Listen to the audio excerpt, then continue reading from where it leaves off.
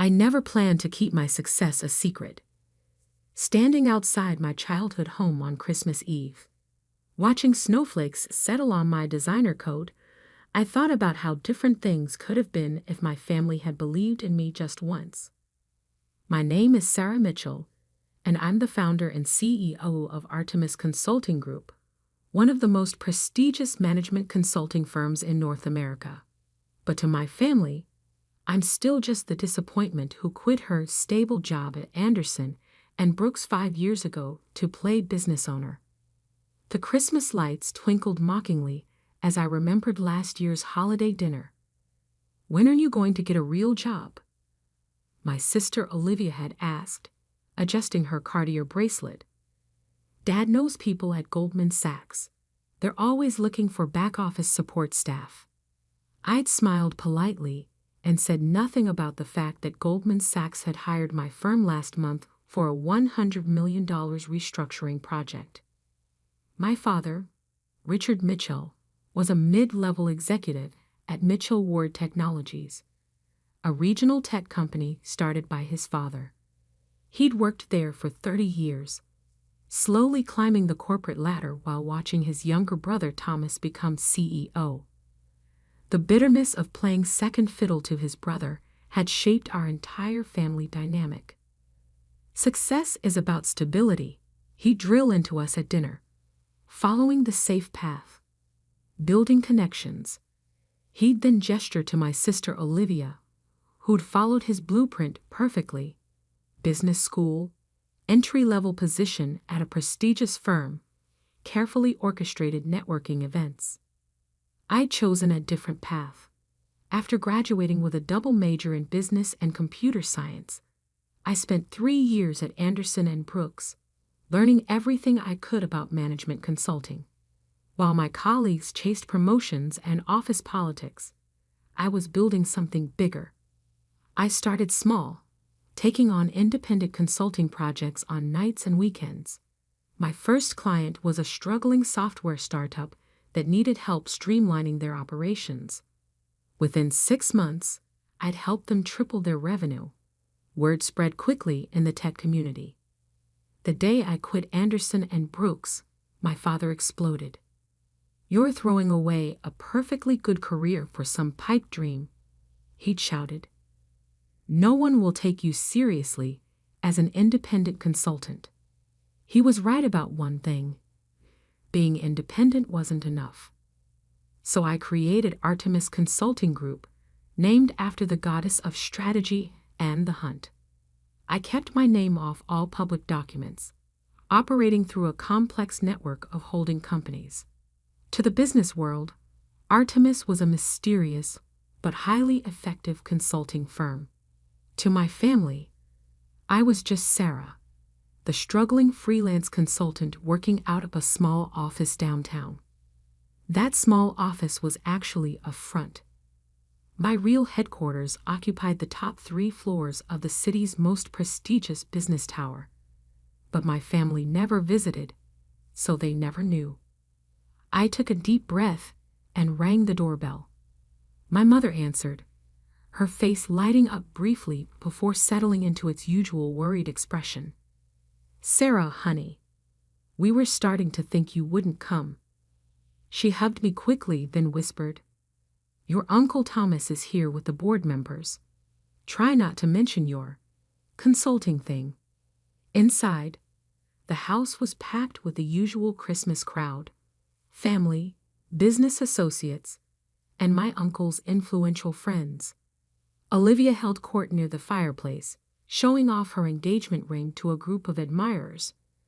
Her fiancé Marcus, a junior executive at Mitchell Ward, stood nearby looking important. "Sarah," my father's voice boomed across the room. He'd clearly had a few drinks already. "Come meet Bob Warren from Apex Solutions. They're looking for someone to handle their data entry." I bit back a laugh.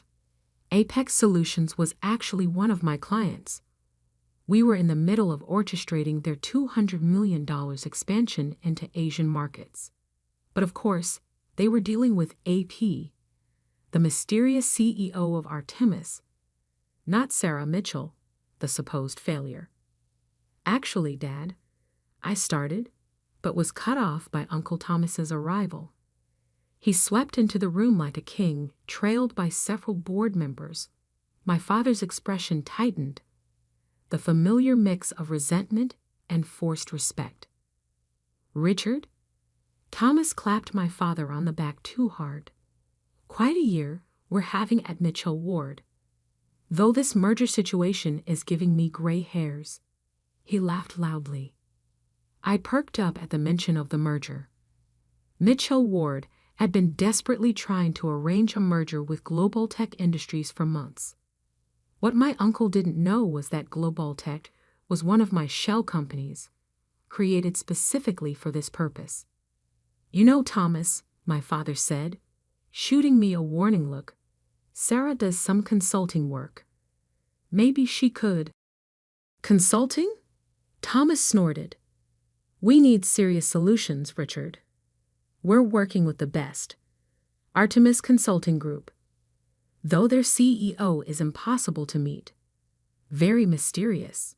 I sipped my wine to hide my smile. I had been deliberately dodging Mitchell Ward's meeting requests for weeks, letting them sweat. Speaking of which, one of the board members chimed in. Has anyone managed to set up that meeting with AP? The Global Tech deadline is coming up. Not yet, Thomas growled, but they'll have to meet with us eventually. We're Mitchell Ward, after all. I couldn't help myself. Maybe they're not impressed by the name. The room went silent. My father's face darkened. Sarah, he warned. But I continued. From what I hear, Mitchell Ward's market position isn't as strong as you think. The Global Tech merger isn't a power play. It's a desperate move to avoid bankruptcy. I knew I'd gone too far, but years of condescension and dismissal had finally boiled over. Uncle Thomas's face turned purple. How dare you? What would you know about our company's position? My father grabbed my arm, pulling me toward the kitchen. I need to speak with you. Now. In the kitchen, he exploded. Have you lost your mind? Embarrassing me in front of Thomas? In front of the board?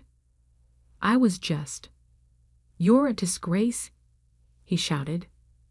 Working your little consulting jobs, pretending you understand business. You know nothing about the real corporate world. The kitchen door opened. Olivia stood there smirking, with Marcus and several others peering in curiously. Maybe she should leave, Dad, Olivia suggested sweetly. We don't want to upset Uncle Thomas further. This merger is too important. My father's face hardened. She's right. Get out. We don't want a lowly consultant here, spreading lies about our company. I looked at their faces, my father's anger, Olivia's satisfaction, my mother's silent compliance. 5 years of hiding my success, of letting them believe I was a failure, all led to this moment. Fine, I said quietly, gathering my coat. But remember this moment. Tomorrow might be interesting. Is that a threat? Marcus sneered. What could you possibly do? I smiled, thinking of the merger documents sitting on my desk, waiting for my signature, not as Sarah Mitchell, but as AP, CEO of Artemis Consulting Group. Merry Christmas, I said, and walked out into the snowy night, leaving them to their celebration. They had no idea that tomorrow their entire world would turn upside down.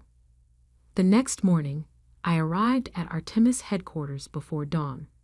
The city was still sleeping, but the top floors of our building hummed with activity. My team knew today was important, though none of them knew about my personal connection to Mitchell Ward.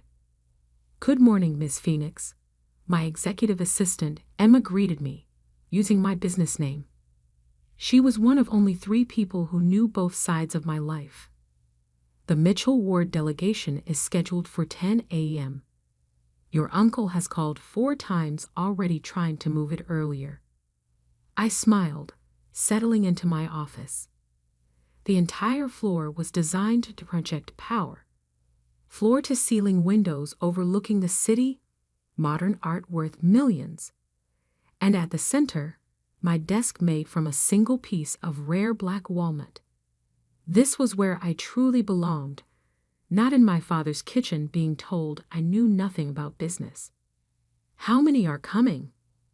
I asked, reviewing the merger documents. 8. Emma replied. Thomas Mitchell, 4 board members, their CEO, and she hesitated. And your father and sister. Mr. Mitchell insisted on bringing his head of strategic planning and her fiancé. Of course he did. Olivia had been promoted to that position last month. Another example of Mitchell Ward's nepotism. I took a deep breath, remembering last night's humiliation. Emma, call Gregory at Global Tech. Tell him to be ready. She nodded, understanding perfectly. Gregory ran Global Tech, my shell company, and knew exactly what role to play in today's drama. At 9:45, Emma's voice came through the intercom. They're here. Early, as expected. Let them wait 15 minutes, I instructed. Then bring them to the main conference room. I used those 15 minutes to steady myself. The moment I stepped into that conference room, everything would change. No more hiding, no more pretending to be less than I was. At exactly 10 a.m., I heard them being led into the conference room. Through the frosted glass walls, I could see their figures, Uncle Thomas pacing impatiently, my father sitting stiffly, Olivia whispering to Marcus. I straightened my Armani suit, checked my reflection one last time, and opened the door. The silence was immediate and absolute. Uncle Thomas recovered first. What is this? Where is AP? We're here to meet with the CEO of Artemis. I walked calmly to the head of the table. You are. I'm AP, Anne Phoenix, CEO of Artemis Consulting Group. I smiled at their shocked faces. Though you might know me better as Sarah Mitchell. This is impossible, my father whispered, his face ashen. Olivia stood up so quickly her chair fell backward. This is a joke. She's lying. She's just a small-time consultant. Sit down, Olivia, I said quietly, but with enough authority that she obeyed automatically. Emma, please distribute the packages. Emma handed each person a thick folder containing detailed analyses of Mitchell Ward's financial position, market vulnerabilities, and my proposed merger terms. As you can see, I continued, Mitchell Ward's position is extremely precarious. Your attempt to modernize your technology infrastructure has failed, burning through cash reserves. Your market share has dropped 40% in 3 years. Without this merger, you're 6 months from bankruptcy. Uncle Thomas's face had turned an alarming shade of red. How dare you? These numbers, these are confidential. Nothing is confidential from me, I replied. Artemis has been watching Mitchell Ward for years. We own significant portions of your debt through subsidiary companies. We also own Global Tech Industries. Marcus laughed nervously. That's ridiculous. Global Tech is a major international corporation. Global Tech is a shell company I created specifically to force this merger, I revealed, enjoying their growing horror. Every deadline, every pressure point, every negotiation deadline, all orchestrated by me. My father found his voice. Why? Why would you do this? I met his eyes across the table. Because you never believed in me, any of you. Last night you threw me out of Christmas dinner for daring to speak about business. Well, let me speak about business now. I pressed a button, and the room's screens lit up with more financial data. Mitchell Ward needs this merger to survive, but it will happen on my terms. First, the entire current board will resign. This is outrageous. Uncle Thomas slammed his hand on the table. We'll never agree to this. Then Mitchell Ward will collapse. I said simply, your choice. The next hour was chaos. Uncle Thomas threatened legal action. Olivia burst into tears. The board members huddled together, whispering frantically. My father sat in stunned silence, staring at me like he'd never seen me before. Finally, Uncle Thomas deflated. What are your terms? I laid out my conditions: complete restructuring of the company, new management, and most importantly, an end to the nepotism that had weakened Mitchell Ward for years. Olivia and Marcus will be removed from their positions, I stated firmly. All future appointments will be based on merit, not family connections. You can't do this, Olivia sobbed. Daddy, tell her she can't do this. But our father said nothing. He knew I could, and I would. As they filed out hours later, having signed everything, my father lingered behind. Sarah, he started, but I cut him off. You should go, Dad. Emma will show you out. He aged 10 years in that moment. I was wrong about you. So wrong. Yes, I agreed. You were. Merry Christmas. After they left, I stood at my office window, watching the city lights come on as evening fell. Emma appeared with a glass of champagne. Congratulations, she said softly. Though I suspect this isn't over. She was right. This was just the beginning. My family now knew who I really was, but they had no idea what I was truly capable of. Tomorrow would bring new challenges. Restructuring Mitchell Ward, dealing with the press, managing the fallout from my revelation. But for now, I savored this moment of victory. The little consultant they kicked out of Christmas dinner now controlled their destiny. Sometimes revenge doesn't need to be loud or dramatic. Sometimes it just needs to be perfectly, professionally executed. I raised my glass to my reflection in the window. Merry Christmas, indeed. The weeks following the Christmas merger meeting were a hurricane of change. News of my identity spread through the business world like wildfire. Mysterious Artemis CEO revealed. The billion-dollar family secret. The press couldn't get enough of the story. I sat in my office, reviewing yet another headline. Sarah Mitchell, the woman who built an empire while her family thought she was failing. My phone buzzed. Another message from Olivia, the 10th this week. I deleted it without reading. Miss Phoenix, Emma appeared at my door. The transition team is ready for your final approval on the Mitchell Ward restructuring. The last month had been brutal for my family. Uncle Thomas resigned publicly, though not before trying to challenge the merger in court. His attempt failed spectacularly when our legal team revealed the extent of his mismanagement. My father took early retirement, unable to face working under his daughter's authority. Olivia and Marcus had been the most dramatic.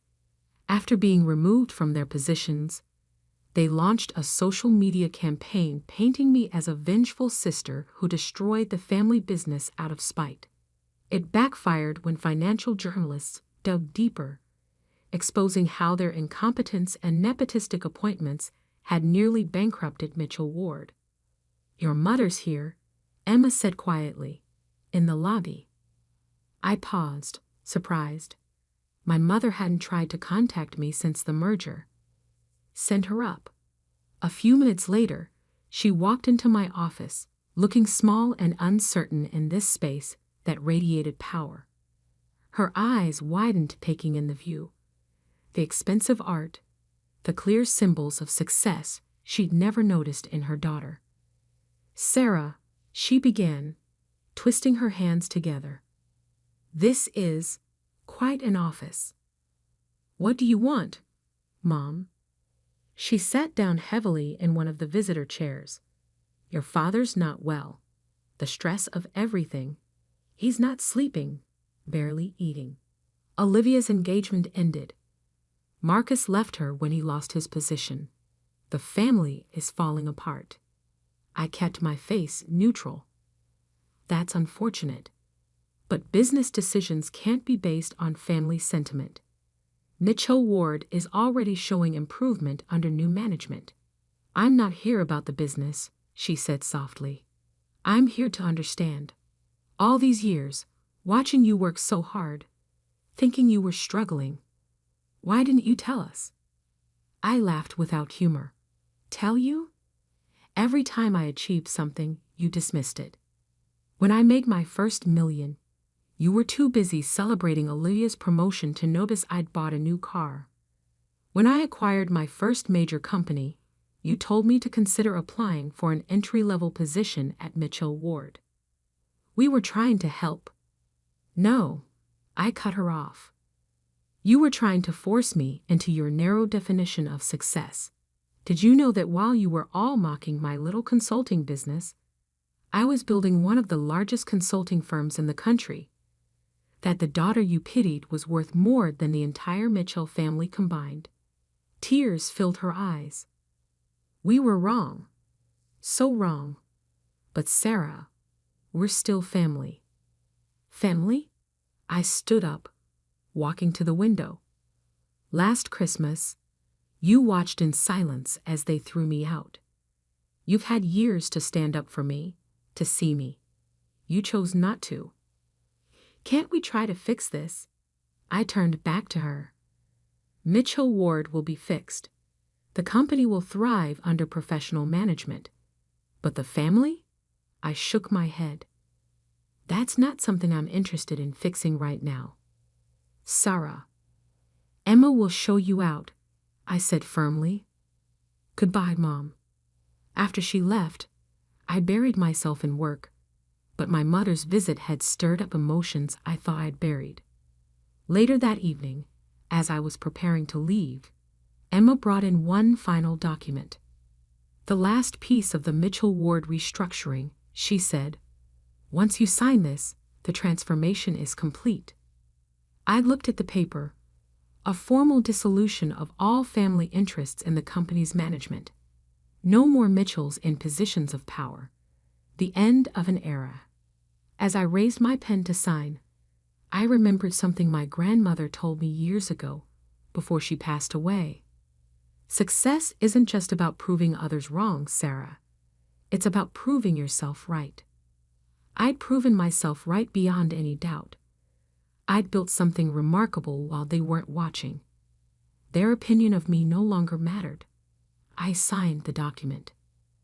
6 months later, Mitchell Ward's stock had doubled under new management.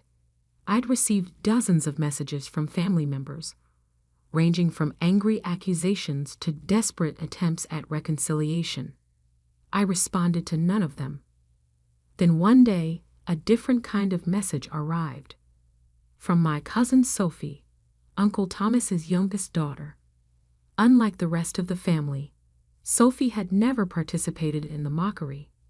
She'd been quietly working her way up through a tech startup, facing the same kind of dismissal I once had. "I don't want anything," her message read. "I just want you to know that you inspired me. Watching you reveal who you really are, it gave me courage. I'm starting my own company. Not asking for help, just wanted you to know." For the first time since Christmas, I smiled at a family message.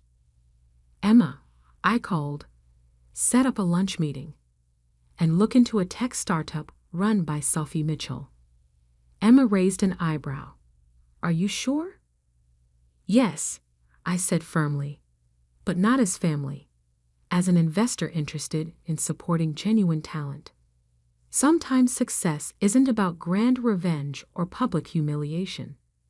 Sometimes it's about finding unexpected allies in the rubble of broken relationships. Sometimes it's about helping others break free from the same chains that once held you back. I built an empire in silence while my family underestimated me. Their shock at discovering my true identity was satisfying, but the real victory wasn't in their downfall. It was in finally, fully becoming who I was always meant to be. Not the daughter they wanted, but the woman I chose to be. The empire I built wasn't just about money or power. It was about proving that success doesn't need anyone's permission or approval. Sometimes the greatest revenge is simply living well, on your own terms. And as I looked out over the city from my office, I knew that this was just the beginning. The little consultant they kicked out of Christmas dinner hadn't just taken over their company. She'd taken control of her own destiny. That's worth more than any merger.